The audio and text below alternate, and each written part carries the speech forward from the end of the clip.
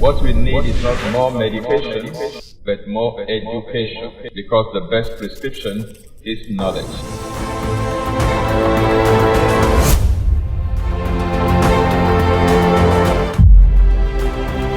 This is Exposé coming to you live from Lagos, Nigeria, every Monday on Instagram, YouTube, and Facebook simultaneously.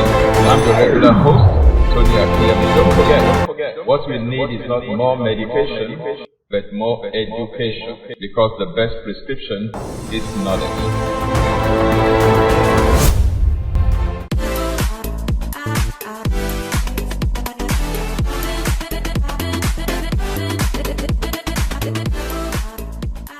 Hello, welcome to Exposé with Tony Akinyemi. This beautiful Monday evening, 8 p.m. West African time, here in Nigeria. Wherever you're watching from around the world, good morning, good afternoon, good evening. Our conversation on environmental toxins has taken such a long time, but I'm taking my time layer upon layer so we don't rush anything, because these things are very critical to our health and our survival. Many are suffering today because they have no idea whatsoever that some of these toxins we are talking about, whether it be plastic or dry cleaning materials or chemicals used in decaffeinating coffee, or the Gang of Five, any member of the Gang of Five, aluminum, lead, mercury, cadmium, arsenic, could be causing their problems. I hope that the nuggets we have shared so far have been very, very useful to you. They are eye-opening, they are quite enlightening. But I'm really looking forward to when we will begin to talk about how to remove these toxic metals from our body, as well as how to repair the damages that they may have caused. That's the one that really is my high point, and I'm waiting for that day. So keep a date with us through this series, and we're going to get there very shortly. But today we're going to be focusing on the last two of the Gang of Five, and that is arsenic as well as cadmium. And two things we're going to be looking at is how do they find their ways into our bodies? And when they find their way into the body, what health damages or what health effects do they produce? What hazardous effects do they produce in our bodies? So let's start with arsenic, how arsenic enters into our body. Now, arsenic is a natural component of the Earth's crust, and it is widely distributed throughout the environment, either in the air or in the water or in the soil, okay? And it is highly toxic in its inorganic form. Now, exposure to arsenic is mainly via food as well as drinking water. But of course, food is the most important source in most populations. But in other, climes, maybe water. Arsenic is naturally present at high levels in the groundwater of several countries in the world. Contaminated water that is used for drinking, for cooking, as well as for the irrigation of crops, can actually pose the greatest threat to public health from arsenic. Now, arsenic is also present in pesticides. It's found in certain mushrooms. It's found in pressure-treated lumber, sometimes even in poultry products. Now, people are exposed to elevated levels of inorganic arsenic through industrial processes as well. As an alloying agent, it is used to make metal alloys, as well as in the processing of glass. It is found in pigments, in textiles, in paper, in metal adhesives, in wood preservatives, as well as in ammunition. Now, the most important action, of course, in affected communities is the prevention of further exposure to this toxic heavy metal. A member of the Gang of Five, by provision of a safe water supply. When people don't have safe water supply, they tend to just get water from any source, and the source of water may have been contaminated. Arsenic is one of the WHO's 10 chemicals of major public health concern. The World Health Organization has a list of 10 highly concerning metals, and arsenic is one of the 10. And the World Health Organization says the greatest threat to public health from arsenic originates from contaminated groundwater. Inorganic arsenic is naturally present at high levels in the groundwater of a number of countries around the world, including, they're not limited to, Argentina, Bangladesh, Cambodia, Chile, China, India, Mexico, Pakistan, the United States of America, and Vietnam. Then fish, shellfish, meat, poultry, dairy products, and cereals can also be dietary sources of arsenic, although exposure from these foods is generally, much lower compared to exposure through contaminated groundwater. In seafood, arsenic is mainly found in its less toxic organic form, so it doesn't exert the same hazardous effects on the body, even when consumed from fish. Now, arsenic is also used in the hide tanning process, hide and skin, okay? And to a limited extent in pesticides, as well as some feed additives and pharmaceuticals. Now, people who smoke tobacco smokers can be exposed to, the natural inorganic arsenic content of tobacco, because tobacco plants in particular, can take up arsenic naturally that is present in the soil, because plants are able to absorb substances from the soil and concentrate it in the body of the plant. And tobacco plant is a specialist in concentrating arsenic, all right? Now, so what are the toxic effects or health damaging effects of arsenic on our health? Now, arsenic is highly toxic in its inorganic form, I must emphasize. The organic form is not as toxic as the inorganic form.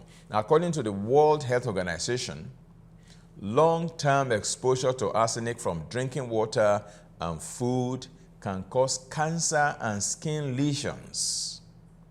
Long-term exposure to arsenic in drinking water is mainly related to increased risk of skin cancer, but also some other cancers, as well as other skin lesions, such as hyperkeratosis, for example, and pigmentation changes on the skin.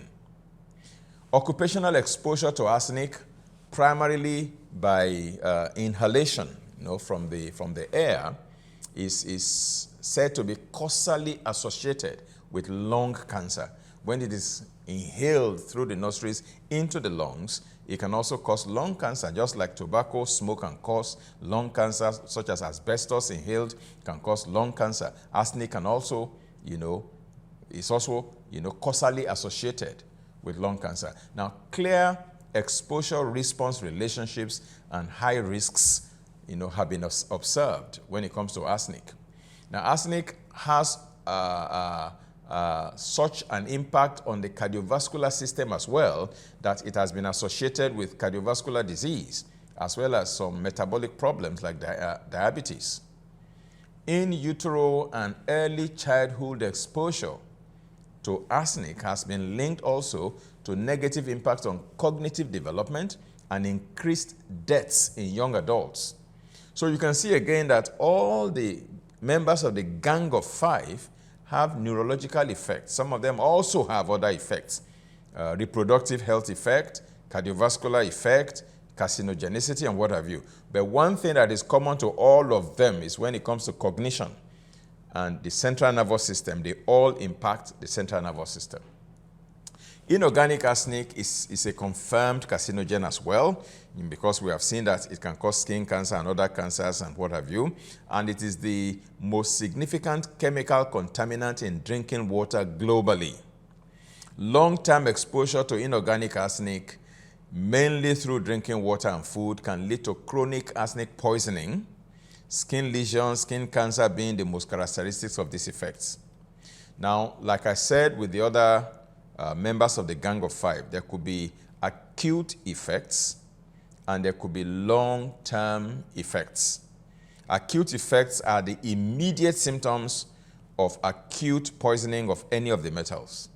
And the long-term effects have to do with long-term exposure and ultimately culminating in some serious problems down the road, 5 years down the road, 10 years down the road, and what have you.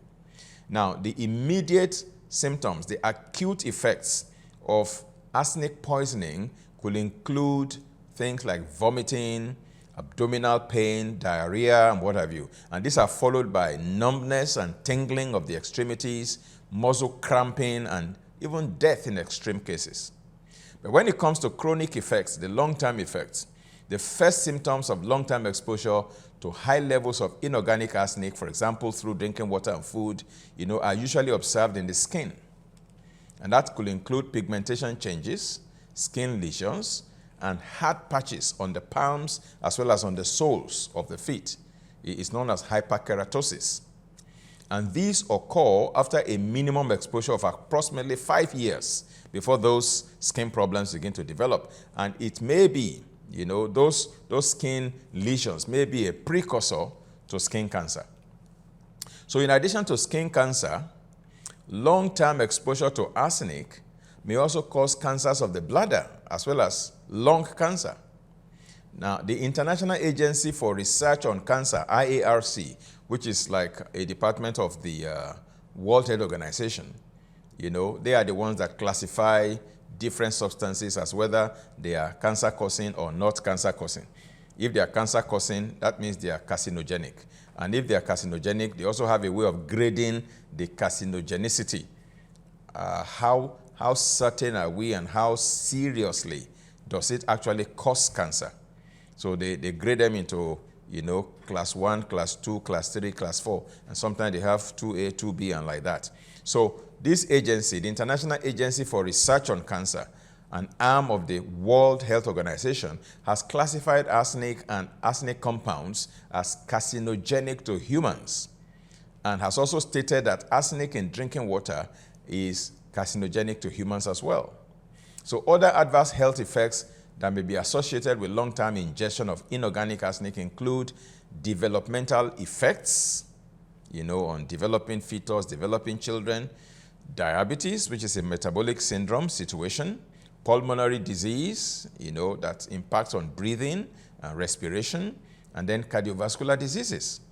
Arsenic-induced myocardial infarction, that's heart attack. Arsenic-induced heart attack in particular can be a significant cause of excess mortality. Now, arsenic is also associated with adverse pregnancy outcomes, as well as infant mortality, with impacts on child health and exposure in utero and in early childhood, which has been linked to increases in mortality in young adults, due to multiple cancers, lung disease, heart attacks, and kidney failure, even in young adults. Numerous studies have demonstrated negative impacts of arsenic exposure on cognitive development, on intelligence, IQ, as well as on memory. Again, let me reiterate that all of these members of the Gang of Five, aluminum, lead, mercury, arsenic, and cadmium, as we shall see later in part 2 today, all of them have very, very damaging effects, hazardous effects on the central nervous system of those that are exposed to them. They can affect the host, the mother, and also the baby growing in the mother, and it can have consequences for that child in later life. We're going to go on a short break, and when we come back, we will look at the last member of the Gang of Five, which is cadmium. And then from there, we will move on to some more interesting aspects of this conversation in this series. Don't go away. I will be back shortly. Meet Emily. She is passionate about living a healthy life, but finds it difficult to access information on health and wellness. Cancer is survivable. That is until she discovered the online healthy living training offered by Reverend Tony Akinyemi on lms.rafainstitute.org. The online healthy living training program is a comprehensive interactive course that covers topics such as nutrition, fitness, stress management, and mental health. The course is designed to provide participants with practical tips and strategies to improve their health and well-being. Emily is now equipped with the knowledge and skills she needs to live a healthy life. Join Emily and countless others in living a healthy life by signing up for the online healthy living training program today.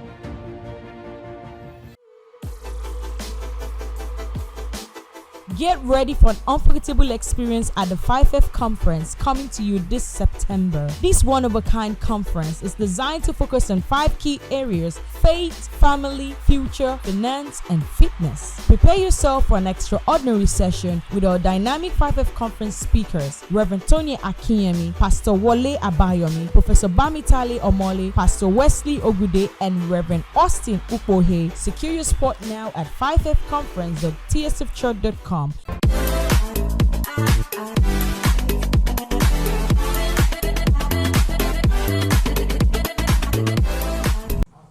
Welcome back. This is still Exposé with Tony Akinyemi. This beautiful Monday evening, we are looking at the gang of 5 among environmental toxins. That is aluminum, lead, mercury, arsenic, and cadmium. We have looked at the first 4 in the gang of 5. Now we are looking at the last member of the gang, cadmium. Now, so how does cadmium enter our body? The main source of cadmium is cigarette smoke. Cigarette smoke. So tobacco smokers and those who inhale second-hand tobacco smoke are vulnerable. They are exposed to cadmium. But apart from tobacco smoke, cadmium is also present in, guess where? Fasten your seatbelt, don't fall off your chair. It's also present in coffee, in steel cooking pans, in fertilizers, in batteries, in copper refineries, in pesticides, and in some processed foods. So, but cigarette smoking is probably the most predominant, the major source of cadmium exposure. In non-smokers, food is the most important source of cadmium exposure. So now let's move on to cadmium toxicity, the effect of cadmium toxicity on our health. Cadmium may not have been as well studied as the other 4 members of the gang of 5. So there is very little that is known about cadmium to date. Now I try to search for data and publications and studies on PubMed and various other credible sources, but I couldn't get much. But recent data indicate that adverse health effects of cadmium, exposure to cadmium, may occur at lower exposure levels than previously anticipated, primarily in the form of kidney damage, but possibly also bone effects and fractures. These are some of the effects that cadmium can have on our body. It can affect the kidneys, and it can also affect our bones. It can make the bones to become brittle, more brittle, and easy to fracture, than if cadmium were not present there. Now, many individuals in Europe already exceed these exposure levels, and the margin is very narrow for large groups of people. Therefore, all of us should put measures in place to reduce cadmium exposure in the general population, particularly in tobacco, in order to minimize the risk of adverse health effects of cadmium. That's why I am still puzzled and surprised that governments of nations can still be endorsing, or shall I say approve. They are still approving tobacco, for the population. I think tobacco should be banned. To date, nobody can tell us any beneficial effect of smoking tobacco, apart from the what the economist calls utility. You know, when somebody smokes, there is this nicotine effect that you know calms down the withdrawal symptom from nicotine, and that some people feel good when they smoke and all of that. When some people are nervous or when they're agitated, they just smoke and that calms them down. You might want to call that a positive effect, but then it's not, because there are other things that can be done to achieve the same end result without necessarily indulging in tobacco, with all the hazards and all the side effects and the damages it can cause to our health. Okay? Now, in most countries, they put on the tobacco package that tobacco smokers or smokers are liable to die young. And that doesn't deter people from smoking it all the same. But I think if tobacco is completely banned and it's not available at all, then nobody is tempted to smoke tobacco. Then they can find other ways of, you know, dealing with their issues, other more health-friendly ways. Now, so having looked at these 5 toxic metals along with other toxic substances in the environment, the question is, how do we protect ourselves from these environmental toxins? That's the million-naira question. And by the way, for those outside Nigeria, naira is the currency that we spend in Nigeria. Okay, that's why I called it a million-naira question. I could have said a £1,000,000 question or a $1 million question, but I said a million-naira question. Okay, so how do we protect ourselves from environmental toxins? Let me propose a few things before we close today's episode on Exposé.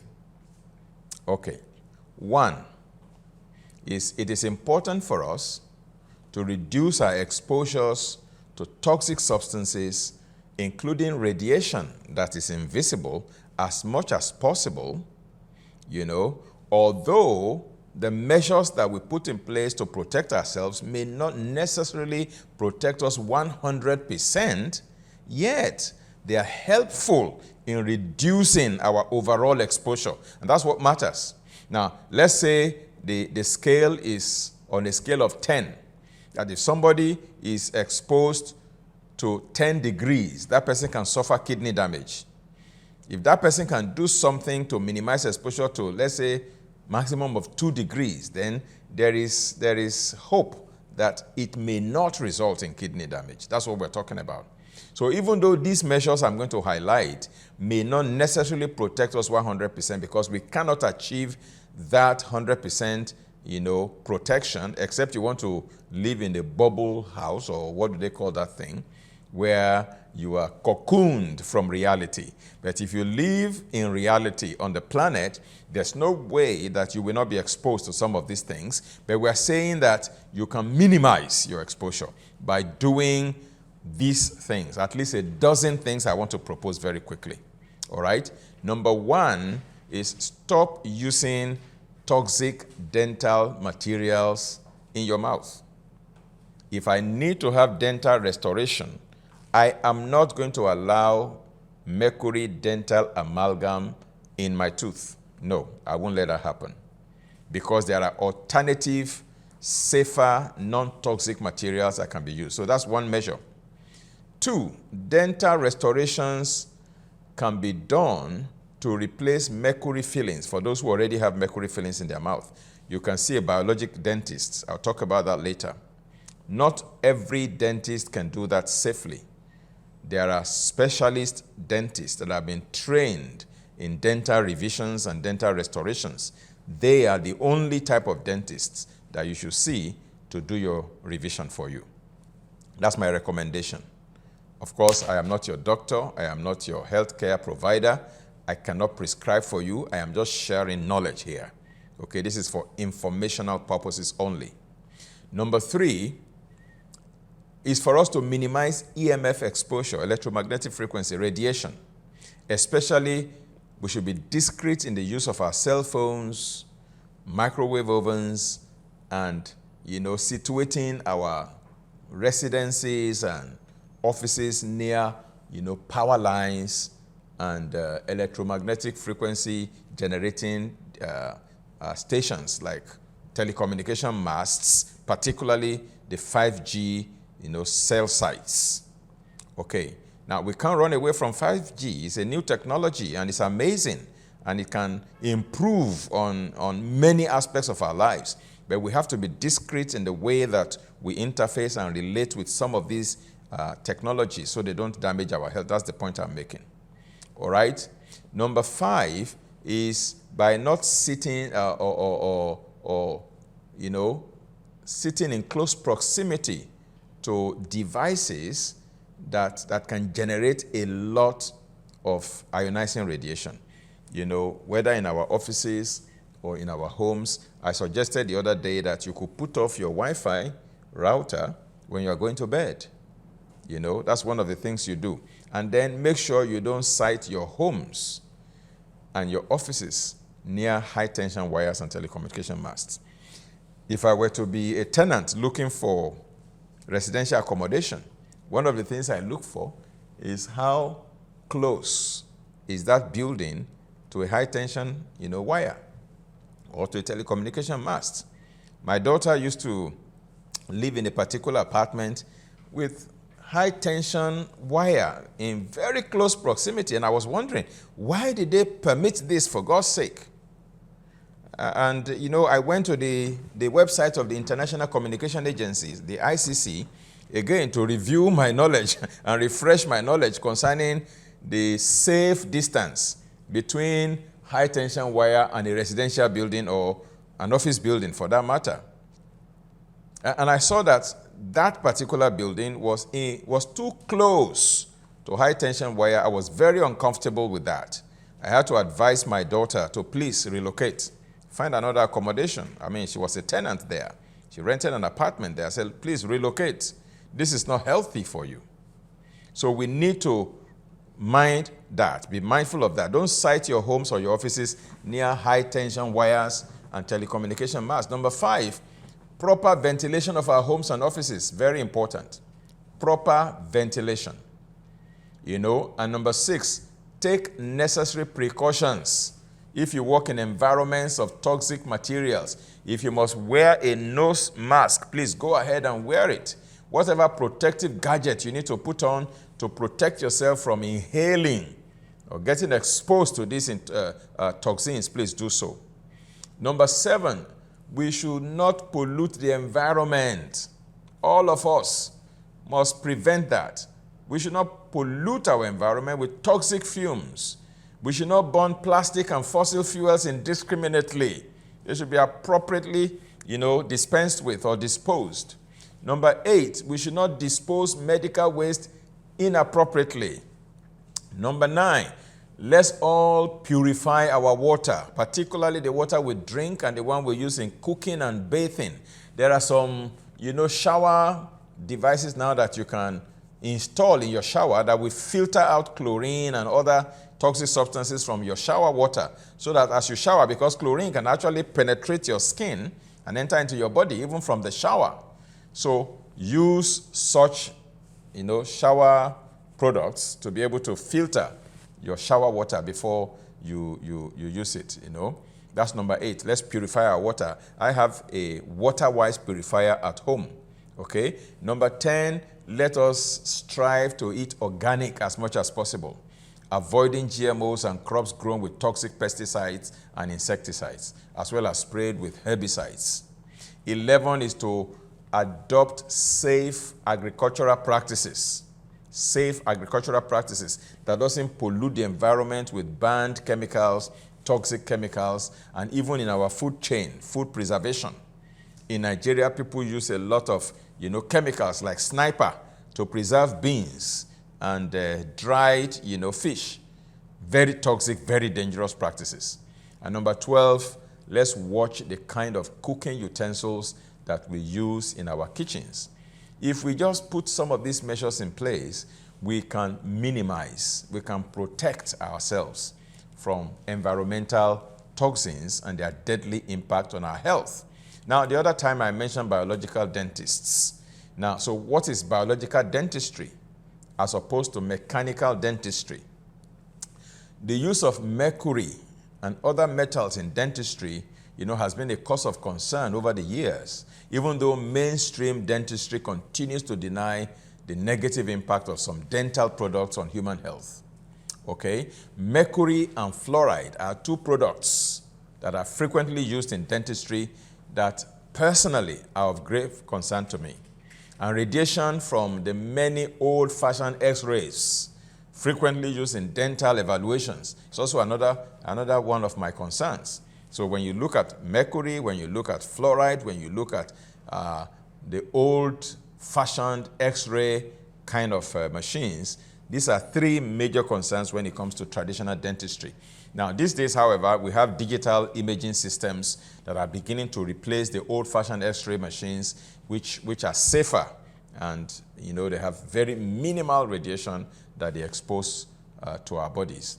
Now, so it is gratifying for me particularly to know that mercury-free dentistry is beginning to gain grounds nowadays in the world. Now, so these are the things we need to know so that when you need to do your dental work, you look for a biological dentist who no longer who practices mercury-free dentistry. That's the kind of dentist that I refer to as a biological dentist, as opposed to a mechanical dentist. Of course, there are various other things about biological dentistry that time will not permit me to talk about because our time is up for today. Now, next week when we come back, by the grace of God, we'll be looking at how to, first of all, determine whether any of these toxins could be present in my body. Could mercury be present in my body? Could lead be present in my body? Could aluminum be in my body? Could arsenic be in my body?